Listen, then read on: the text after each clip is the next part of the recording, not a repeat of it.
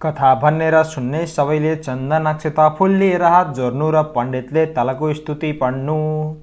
यम ब्रह्मा वरुणेन्द्र रुद्रमरुतः स्तन्तु वै दिव्यै त्वै वेदै साङ्गपदोक्रमोपनिषदै गायन्ति यं सामगा। ध्यानावस्थित तद्गतेन मनसा पश्यन्ति यं योगिनो यस्शान्तं न विदुषुरसुरगुणा देवाय तस्मै नमः। श्रीमचन्दनचर्चितो जोजोल्लपू शुक्लाम्बरा मल्लिका मालालङ्कृतकुण्डला प्रविलसन्मुक्तावली शोभिता सर्वज्ञाननिदानपुस्तकधरा रुद्राक्षमालाकरा वाग्देवी वदनाम्बुजे वसतु मे त्रैलोक्यमाता चिरं।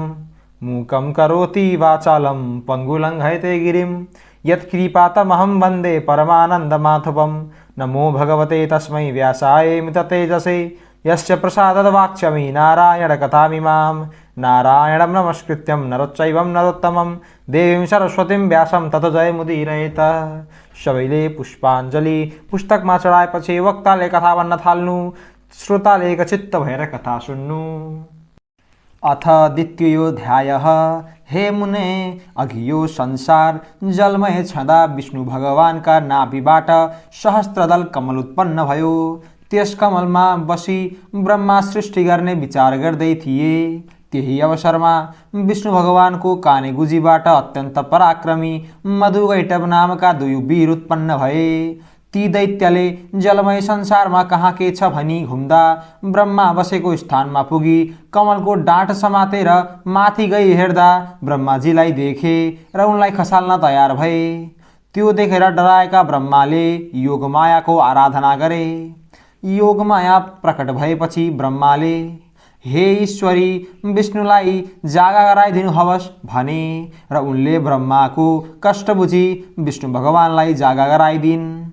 भगवान जागा भएर हेर्दा ती मधुकैटभलाई देखि तत्काल युद्ध गर्न अघि सरे।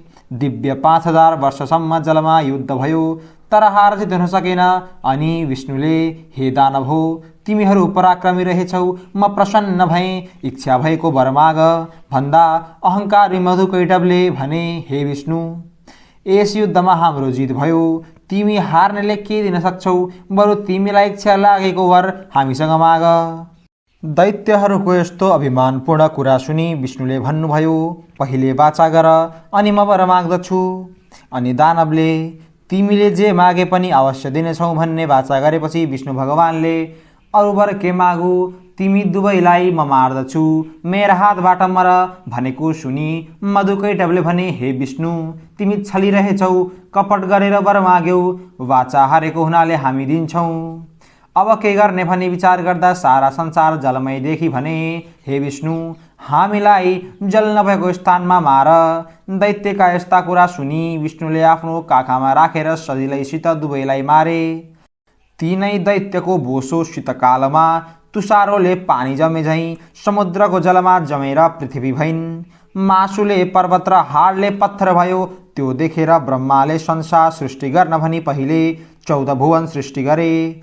कुन कुन भने भूरलोक, भुवरलोक, स्वरलोक, महरलोक, जनलोक, तपलोक, सत्यलोक, यी माथिका र एक अतल, वितल, सुतल, तलातल, महातल, रसातल, पाताल, यति तलका जम्मा 14 भुवन र द्वीप सृष्टि गरे। कुन कुन भने जम्बूद्वीप, लक्षद्वीप, शाल्मलीद्वीप, कुशद्वीप, क्रौचद्वीप, शाकद्वीप, पुष्करद्वीप, त्यसपछि 7 समुद्र सृष्टि गरे।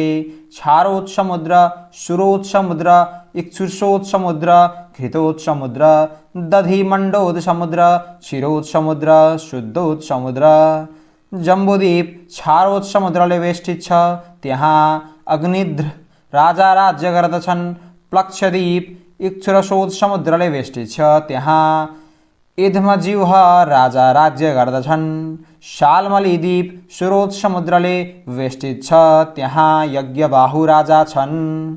कुशद्वीप घृतोत समुद्रले वेष्टित छ, त्यहाँ हिरण्यरेता राजा छन्। क्रौचद्वीप क्षीरोत समुद्रले बेरिएको छ, त्यहाँ धृतपृष्ठ राजा छन्। शाकद्वीप दधिमण्डोत समुद्रले बेरिएको छ, त्यहाँ मेधातिथि राजा राज्य गर्दछन्। पुष्करद्वीप शुद्धोत समुद्रले वेष्टित छ, त्यहाँ वितिहोत्र राजा राज्य गर्दछन्। जम्बूद्वीपको विस्तार 4 लाख कोश छ, यसको आकार कमलगट्टा जस्तै छ। यसमा 9,9,000 योजनका 9 खण्ड छन्। यस प्रकार सृष्टि गरिसकी 8 पर्वत सृष्टि गरे। कुन कुन भने सुमेरु पर्वत, गन्धमादन पर्वत, कैलाश पर्वत, हिमालय पर्वत, त्रिकुट पर्वत, चित्रकूट पर्वत, चन्द्रान्तक पर्वत, चन्द्रकूट पर्वत। त्यसपछि प्राणी सृष्टि गरौँ भनेर महादेवको तपस्या गरे।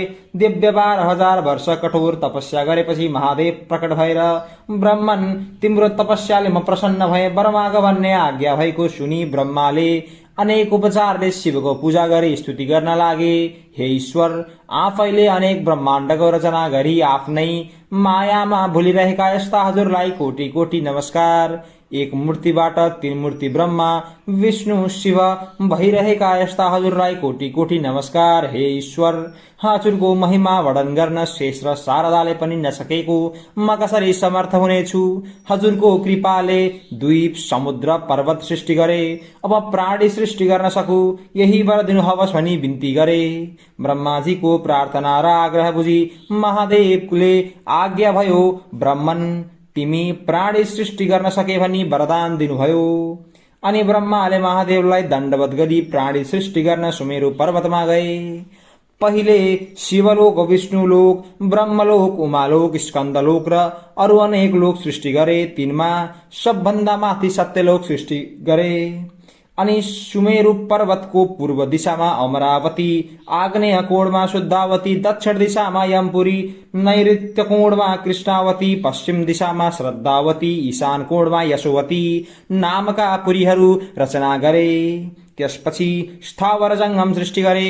अनि प्राणी सृष्टि गर्ने इच्छा भयो र मनले चिताउना साथ कश्यप प्रवृत्ति 100 ऋषि सृष्टि भए।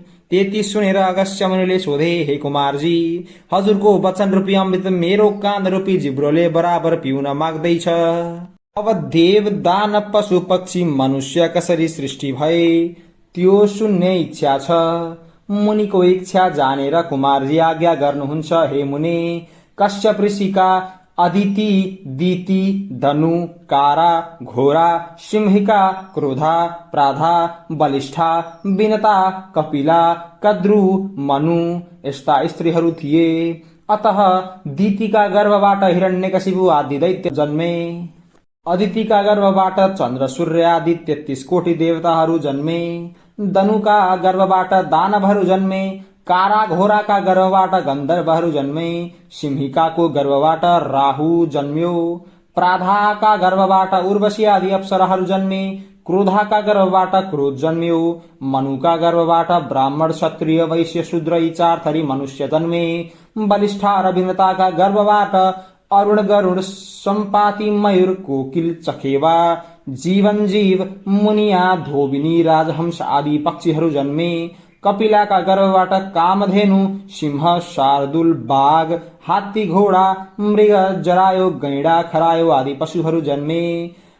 कद्रुका गर्भबाट शेषनाग, अनन्तनाग, पद्मनाग, वासुकीनाग, कुलिकनाग, कर्कोटकनाग, तक्षकनाग, शंखनाग आदि अष्टक नागहरू जन्मे। यसरी देवता, ऋषि, यक्ष, गन्धर्व, किन्नर, अप्सरा, नाग, मनुष्य, पशु पक्षीहरू सृष्टि भएको देखि ब्रह्माले तिनीहरूलाई खाने आहारा, धान, जौ, तिल आदि अनेक तरहका अन्न र फलफूल सृष्टि गरे। हे मुनि, यो मैले अत्यन्त संक्षेपमा भने, अरू पुराणबाट विस्तारले बुझ्नेछौ। यो सृष्टिका कुरा सुनाए। अब के सुन्ने इच्छा छ भन भन्दा अगस्त्य मुनि भन्दछन्, हे कुमार, कुन कुन भुवनमा कुन कुन देवता छन् र दिक्पाल कसरी भए यो सुन्ने इच्छा छ। यति सुनि कुमारजी आज्ञा गर्नुहुन्छ। हे मुनि, कैलाश भुवनमा महादेव हुनुहुन्छ। वैकुण्ठ भुवनमा विष्णु भगवान छन्। सत्य भुवनमा ब्रह्मा छन्। उमा भुवनमा पार्वती छन्। स्कन्द भुवनमा म छु। ध्रुम भुवनमा ध्रुम ऋषि छन्। नैऋत्य भुवनमा अन्य ऋषिहरू छन्। यति भुवनका कुरा कहे। अब दिक्पाल भएको कुरा भन्दछु। कश्यप ऋषिका छोरा इन्द्रले हिमालयमा गई धेरै कालसम्म कठोर तपस्या गरे। महादेव प्रसन्न भई, हे इन्द्र, तिम्रो तपस्याले म प्रसन्न भए भनी वरदान दिई अमरावतीको अधिपति र पूर्व दिशाको दिक्पाल बनाई पठाए। फेरि एउटाले गई उसै गरी तपस्या गर्दा महादेव प्रसन्न भएर अग्नि नाम राखी अग्निकोणको दिक्पाल बनाई शुद्धावतीको अधिपति गराई पठाए। फेरि अर्कोले गई त्यसै गरी तपस्या गरे। महादेव प्रसन्न भई यम नाम राखी दक्षिण दिशाको दिक्पाल बनाई यमपुरीको अधिपति गराई पठाए। फेरि एउटाले गई त्यसै गरी तपस्या गरे। महादेव खुसी भई निवृत्ति नाम राखी नैदृत्य कोणको दिक्पाल र कृष्णावतीको अधिपति गराई पठाए। फेरि अर्कोले गई त्यसै गरी तपस्या गरे। महादेव प्रसन्न भई वरुण नाम राखी पश्चिम दिशाको दिक्पाल र श्रद्धावतीको अधिपति गराई पठाए। फेरि 49 वायु गई त्यसै गरी तपस्या गरे। महादेव प्रसन्न भई वरदान माग भन्दा ती वायुले हामी 49 जना एक हुन सकौं र हामीलाई कोही नदेखुन्, केवल शब्द मात्र सुनुन्, बलमा पनि कसैले जित्न नसकुन् भनी माग्दा महादेवले तथास्तु भनी वरदान दिएर वायु नाम राखी वायव्य कोणको अधिपति गराई पठाए। फेरि एउटाले गई त्यसै गरी तपस्या गरे। महादेव खुसी भई कुबेर नाम राखेर उत्तर दिशाको दिक्पाल र अलकापुरीको अधिपति गराई पठाए। फेरि एउटाले गई त्यसै गरी तपस्या गरे। महादेव प्रसन्न भई विश्वकर्मा नाम राखी ईशान कोणको दिक्पाल र यशोवतीको अधिपति बनाई पठाए। हे मुने, यति दिक्पाल भएको कुरा कहेँ, अब के सुन्ने इच्छा छ भन। कुमारको यस्ता वचन सुनि अगस्त्य मुनि भन्नुहुन्छ, महादेव र सतीदेवीको विवाह भएको र सतीदेवी मर्दा उत्पाद भएको, फेरि सतीदेवी महादेवकी पत्नी कसरी भइन् र कस्तो कारण परेर उनको मृत्यु भयो, यो सबै विस्तारले आज्ञा हवस्। मुनिको इच्छा जानी प्रसन्न भएका कुमारजीले यो कुरा तेस्रो अध्यायमा वर्णन गर्नेछु भन्नुभयो। इति श्री स्कंद पुराणे केदारखण्डे माघमात्म्य कुमारगस्य संवादे श्रीस्वस्थानी व्रत कथायां दिक्पाल वर्णननाम द्वितीयोऽध्यायः। कथा सुन्ने सबै श्रोताहरूले नित्य कथा सुन्न थाल्नु भन्दा पहिले चन्दन अक्षता फूल लिएर हात जोड्नु, वक्ता पण्डितले तल लेखिएका श्लोकहरू पढ्नु।